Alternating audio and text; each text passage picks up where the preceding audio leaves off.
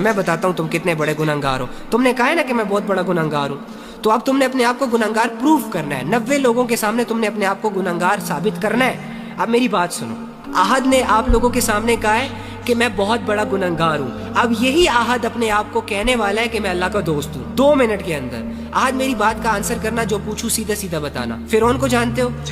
اس نے خدائی دعویٰ کیا تھا, لوگوں پہ ظلم کیا تھا, اللہ کا انکار کیا تھا, بڑے جرم کیے تھے. اوکے, اب مجھے ایک بات بتاؤ, یہ فرعون تمہارے پاس آ جائے ابھی اور تمہیں اس کا پتہ ہو کہ یہ ظالم ہے, یہ جابر ہے, اس نے لوگوں کی زندگیوں کو تنگ کیا ہوا ہے, اس نے خدائی دعویٰ کر رکھا ہے, لیکن آپ کے پاس آ جائے اور آپ سے کہے احد مجھے ریئلائز ہو گیا یار کہ میں بہت بڑا گنہگار ہوں, مجھے ریئلائز ہو گیا یار احد کہ میں نے خدائی دعویٰ کر کے اچھا نہیں کیا, مجھے یہ ریئلائز ہو گیا احد کہ میں اللہ کی نافرمانی میں بہت آگے نکل گیا ہوں. احد میں تیرے رب کو ماننے کے لیے تیار ہوں, مجھے بتاؤ کہ کیا تمہارا رب مجھے معاف کرے گا؟ لیکن اس کی زندگی بڑی غفلتوں میں اور گناہوں میں گزری ہے. جب وہ تم سے یہ کویسچن کرے گا کہ کیا تمہارا رب مجھے معاف کرے گا, تو تم اس فرعون کو کیا کہو گے؟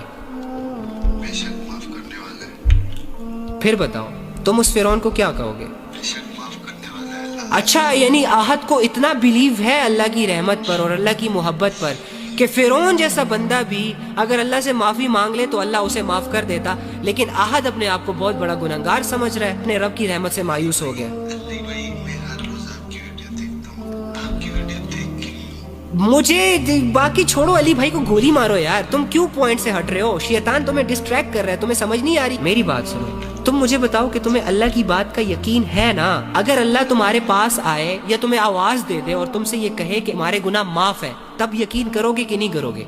لیکن یہ تو پاسبل نہیں ہے نا کہ اللہ تمہیں آواز دے کر کہے, آواز دے کر سیٹسفائیڈ کرے کہ میں نے تیرے گناہ معاف کر دیے. تمہارے پاس ایک ہی ذریعہ ہے, قرآن. تو قرآن میں اللہ نے کہا ہے کہ اگر تم توبہ کرنے میں سچے ہو تو تمہارے گناہ صرف معاف نہیں کروں گا بلکہ ان گناہوں کو نیکیوں میں تبدیل کروں گا. تو قرآن کس کی آواز ہے؟ قرآن کس کے الفاظ ہیں؟ اللہ کے ہی ہے نا.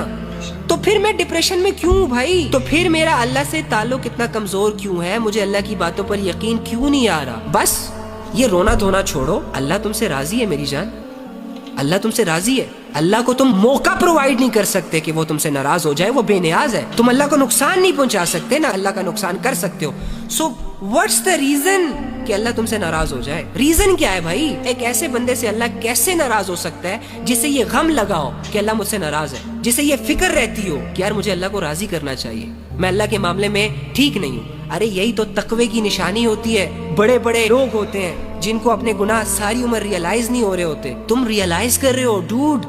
یہ سائن ہے کہ اللہ تم سے راضی ہے, تمہارے دل میں اللہ کو لے کر جذبے ہیں. کم آن, اپنی کنفیوژن سے نکلو, لوگوں کو بھی نکالو.